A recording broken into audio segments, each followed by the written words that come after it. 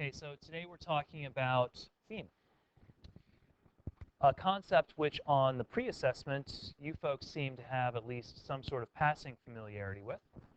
You understood to a certain extent what was going on with theme. So let's go back to it and see what you know, if anything.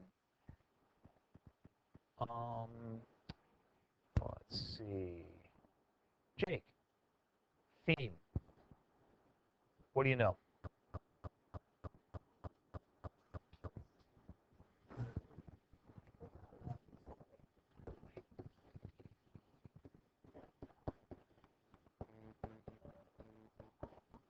Anybody want to add to Jake's definition? Cat.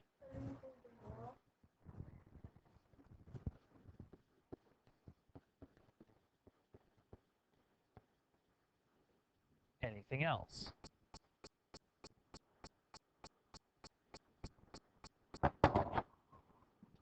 Jake and Chad are on the right track and definitely have been informed by previous English classes about this concept.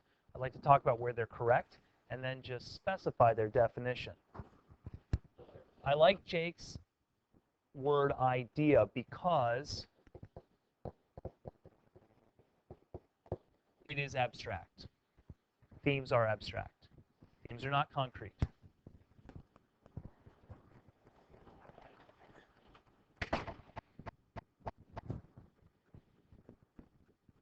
So when we talk about themes, we are talking about something that you can't necessarily grasp. We're talking about ideas, concepts, philosophy sometimes. Moral or lesson, I like that because these imply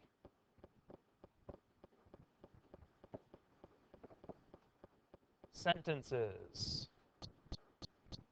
And when I teach you about theme, I'm going to teach you about themes as complete sentences. Some people cut themes down into single words. I'll try to make sure you can express a theme in a complete sentence. So I like both of the definitions given today, but let me add to it.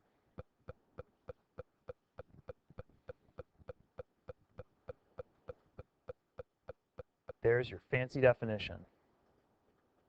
The central insight into human nature provided by a piece of literature.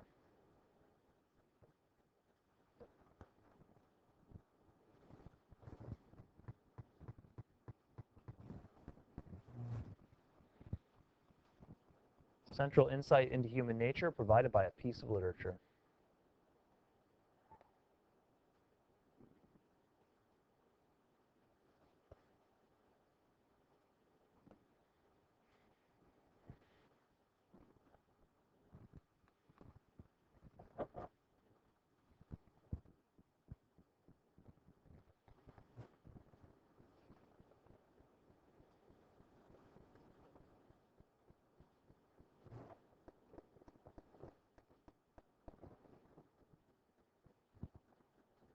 Can somebody remind me why I said that character was such a vital part of stories? I think character may be the most important part of any story. And why did I say that, Caitlin?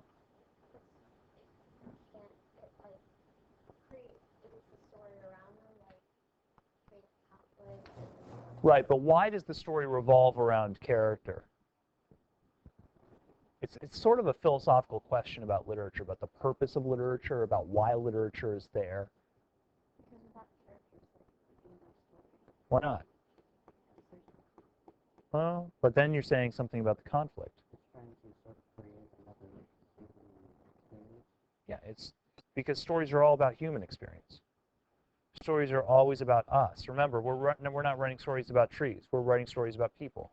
So if we have a tree as a character in a story, that tree is personified, in other words, made into a human being in some way. This is always an insight into human nature, about what it's like to be us.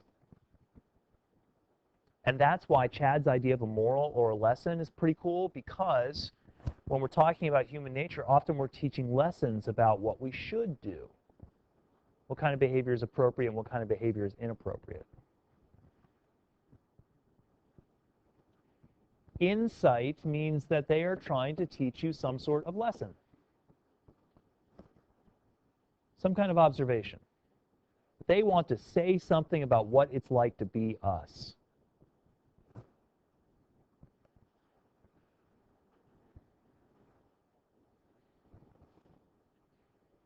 Can we experiment with this? Anybody want to try to just come up with a theme, some sort of statement about what it's like to be human, some sort of lesson or moral or something that you can think of that is a truth about human nature and being people? Bridget? No? Silence. Bridget? What about emotions? Which emotion do you want to focus on? Okay, what do you want to say about happiness? Think about happiness for a moment. It's good. You've gotten something. So you're talking about happiness, Bridget. What do you want to say about it? How do you get it? Yeah, but that's redundant. How do you get that joy into your life? Ooh.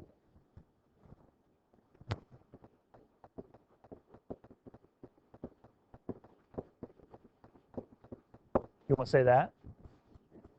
That you need other people to be happy? Well, hold on a second. Let's see if this works. Do we agree or disagree that you can't be happy if you're alone? Well, it depends on where you are. No, but bear with me for a moment, Bridget, because I think you have something interesting. And I mean truly alone. Not just for a moment. Everybody needs downtime and alone time, right? We all go to our room or we go to some isolated area where we just want to be alone for a moment. I'm not talking about that. I'm talking about living alone, being alone. No friends, no family.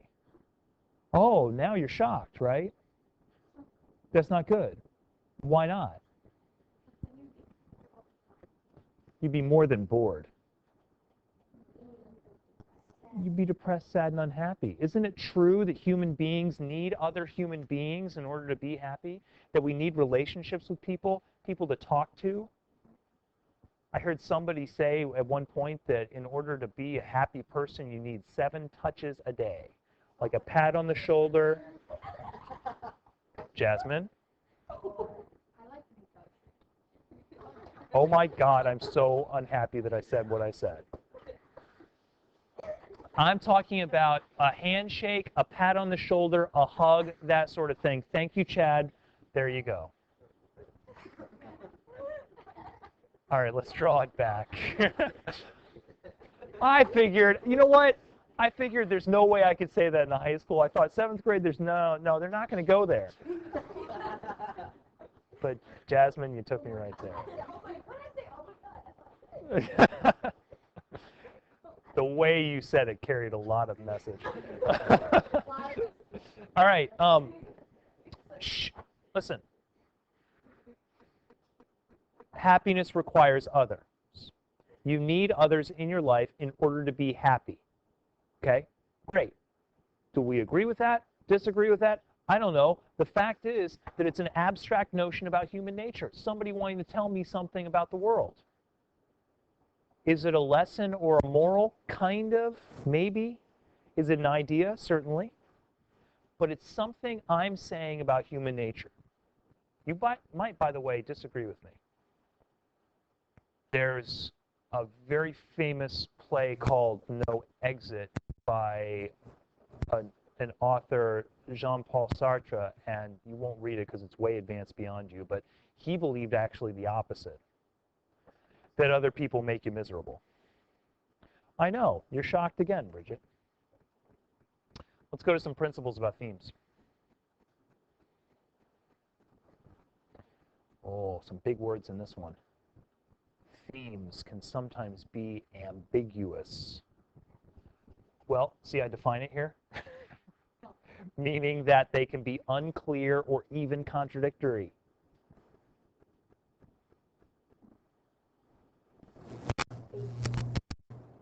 Themes can be ambiguous, meaning they can be unclear or even contradictory.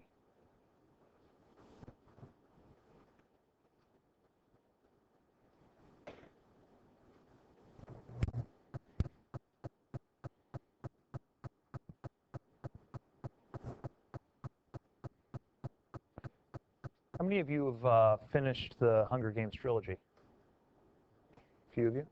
Well, I've watched. No, finish the books, the Hunger Games trilogy.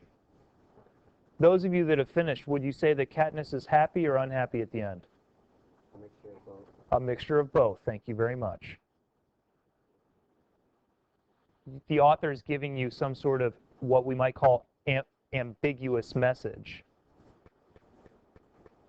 She's not telling you that something is wrong. There's a mix. There's some contradiction. I think the trilogy is actually pretty adult because it leads to some of these contradictions and some of these what we would call ambiguities. That's the noun form of ambiguous. And when you finish the third book, and by the way, I recommend all of you read that trilogy because I think it's a very well-written series. When you read that third book and you finish it, you think, man, I'm not sure how to feel. Should I be happy for what happened, sad for what happened? Are things going to get better? Are they going to get worse? I'm not quite sure. And that makes the literature interesting. Answer. Does someone be oxymoron? Not necessarily, because an oxymoron is a contradiction in terms that reveals an underlying truth. Jumbo shrimp. Is that a contradiction? Jumbo and shrimp, right? Yet is it true? Are there jumbo shrimp? So the contradiction is okay. Another favorite of people is military intelligence. Some people say that it's a contradiction, and yet there is military intelligence, and those two words do work together. Themes can be expressed as complete sentences. Happiness requires others is a complete sentence. Got a subject, got a verb, got a direct object. So when you express themes to me, I want you to express them in complete sentences.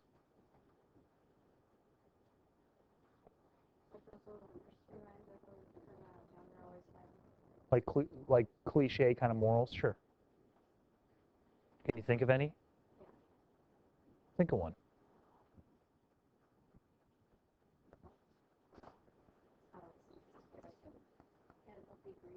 Oh, don't be greedy. Why? What does greed do? Okay, greed gets you into trouble. That works. Yeah, King Midas. Oh, thank you very much. Sounds very much like that. Yeah. The Boy Who Cries Wolf. Right. So you could say something like, if you lie all the time, then people won't believe you when you're telling the truth. Although, isn't there a different moral in that story? There obviously is if you mention it. Here's one. Never tell the same lie twice. See, I think the Boy Who Cried Wolf is not telling you not to lie. It's telling you how to lie.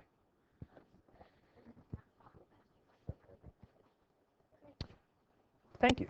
Appreciate that, Chet. Authors often comment on vitally important aspects of human experience. Honesty, greed, happiness, friendship.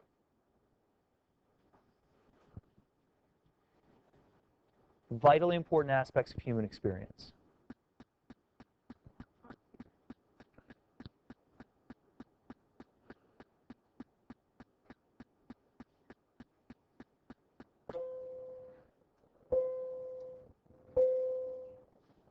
It is unlikely that an author would develop a theme on the way it feels when you type on a keyboard. That's not a vitally important aspect of human experience.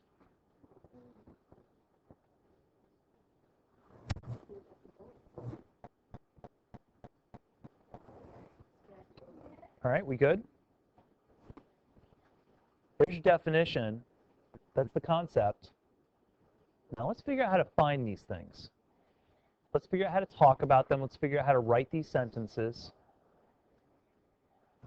Because if you don't know how, sometimes you might be correct on themes, sometimes you might be incorrect on themes. So first of all, themes are based on ideas called thematic concepts. Thematic is just, by the way, the adjective form of theme.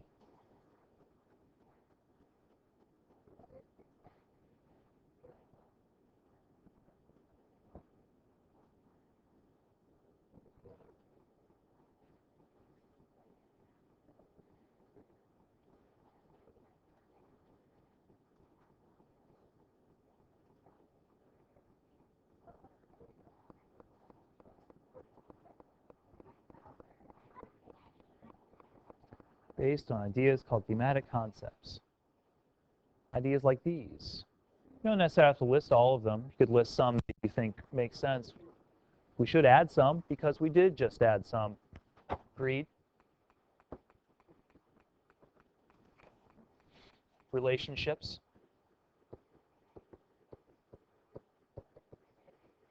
happiness,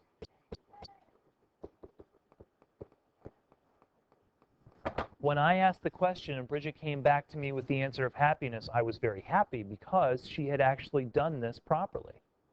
She's starting with the thematic concept. There is this thing in human experience called happiness. Let's think about it. There is this thing in human experience called greed. Let's think about it. Honesty. The Boy Who Cried Wolf story. Growing up. Evil, cruelty, government, selfishness, religion.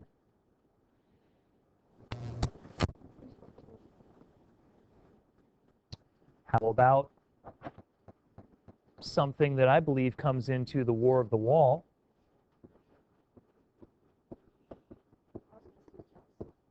Oh, I like jealousy. Wonderful theme in literature.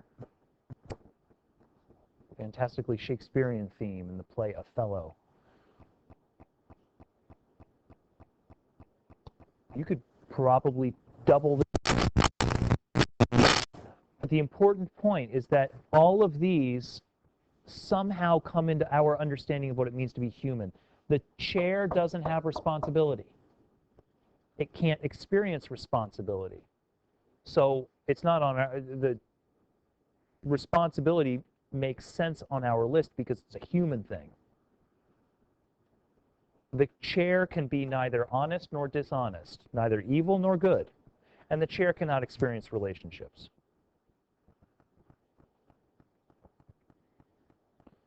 The chair is neither cruel nor kind, and it can't. Yeah, but it's not doing it intentionally. Kindness, it requires intention. I guess you could consider that the chair is willing and happy to have our butts placed right on it.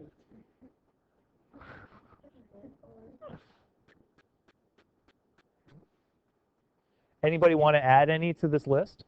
Anything else you can think of? Like I said, we could just keep going with it, but I know. But we'll start to think about them as we think about the stories. And you might think about, and we're going to get there in a moment, something like That October or The War of the Wall, or The Facts in the Case of M. Valdemar. What do you think? Curiosity's good.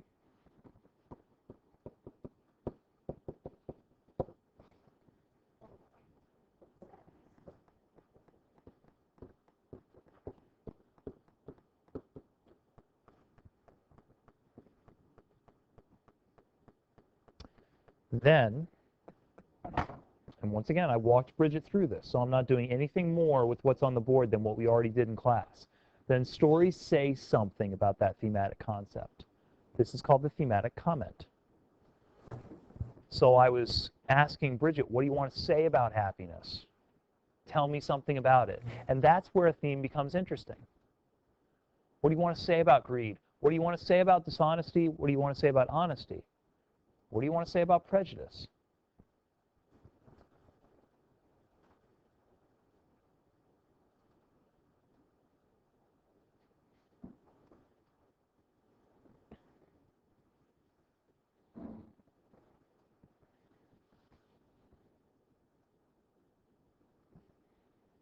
Themes say something. And this is why I become frustrated sometimes with people that say, oh, the theme of that is death. Say, no, death is part of the theme, but what are you saying about death? And you might ask yourself the question, what does Edgar Allan Poe say about death through the facts in the case of M. Valdemar? We'll get to that. But obviously, death is a thematic concept that's present in the story. but we haven't yet figured out what the comment is on it. What are we saying about it?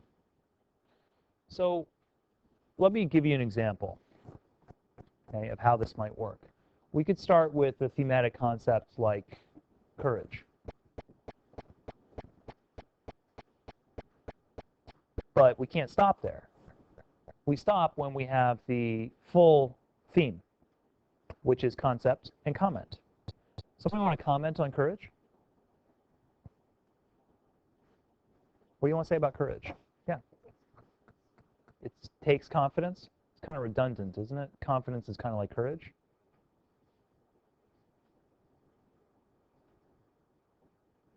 No? Nobody wants to say anything about courage? I know you did. I appreciate it. Caitlin? Having the guts to do something. You've just defined courage, but say something about courage. Jasmine, you look like you want to... What? Okay. Well, let me give you one. Right? What's that reaction, Anthony? You never thought that? Oh, you're overthinking it. Yeah, you probably are overthinking it.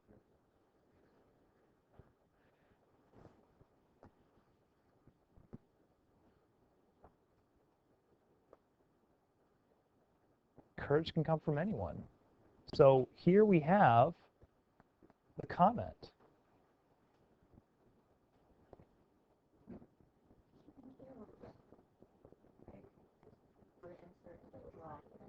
Yeah, insert, and draw.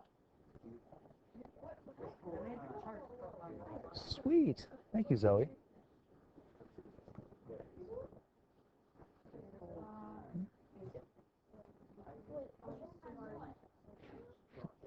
Now everybody's drawing shapes on their Chromebooks. Oh my gosh! I love it. Gonna come home today. What'd you do in school today? I learned how to draw shapes in Google Drive. That's what you did in English for 45 minutes? Well, I don't remember anything else. That's all I remember doing. I drew an arrow. Oh my gosh, don't worry about it. No, I don't. Yes, Anthony. I just like to point out that this room is bugged. It would probably be like the FBI's Christmas party every year. You think? I'm recording it. Of course it's bugged. I'm bugged. Microphone. Okay, can anybody tell me what story I've drawn this theme from?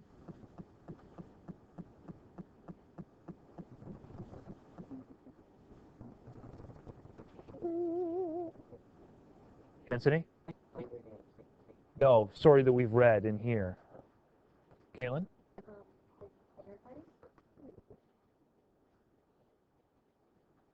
Is this the theme of the dinner party?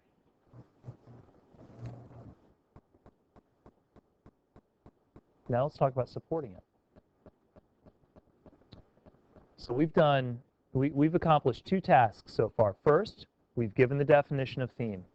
Secondly, we've identified the parts of it. So we're finding the theme. Third, we're supporting it. Because if you write a paragraph for me, you cannot simply say that the author develops this theme and then be done with it. You must justify it. You must explain how.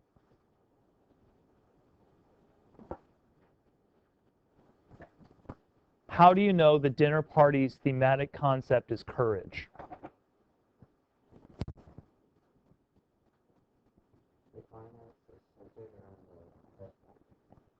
Explain. Use evidence from the story. You don't have to pull it up. Just use your memory.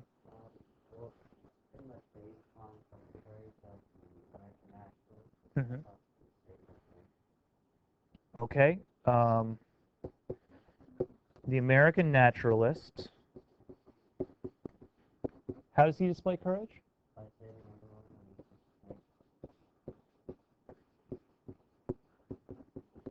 Saves everyone. But how does he save everyone?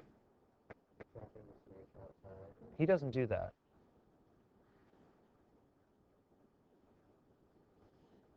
Maxwell, how does he save everyone?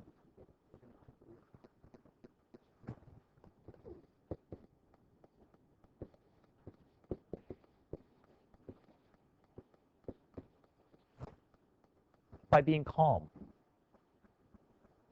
Being calm in the face of an imminent and deadly threat is part of courage.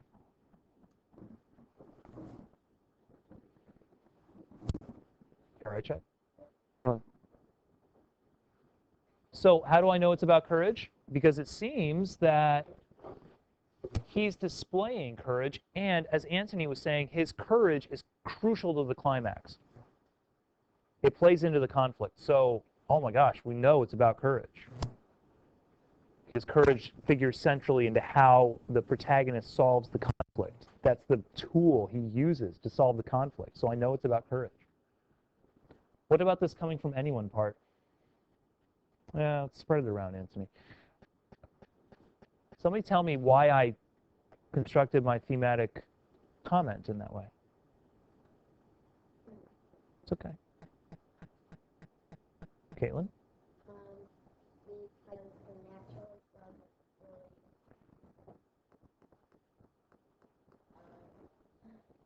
There's sort of a surprise twist at the end. Do you not recall this? Andrea? the lady brings the snake. Thank you. The lady is even braver because the snake was slithering across her foot. Andrea, what was the naturalist's prejudice?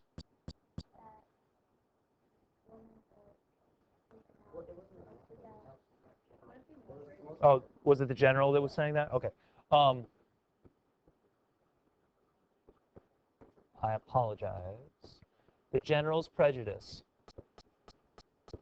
against feminine courage. He believes it doesn't exist. Then we find that it does exist because that lady at the table was sitting still while the cobra was crawling over her feet.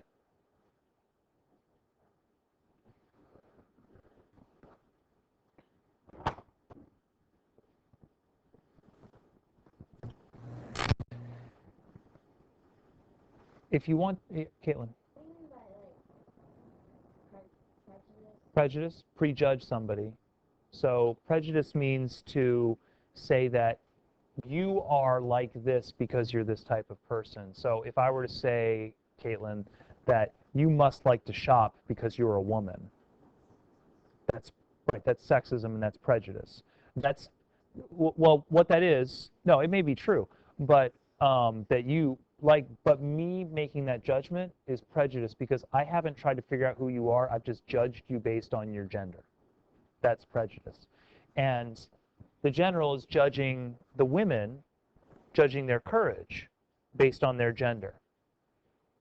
He's proven wrong, and thus the sort of lesson, moral, or theme of the story comes that courage can come from anyone.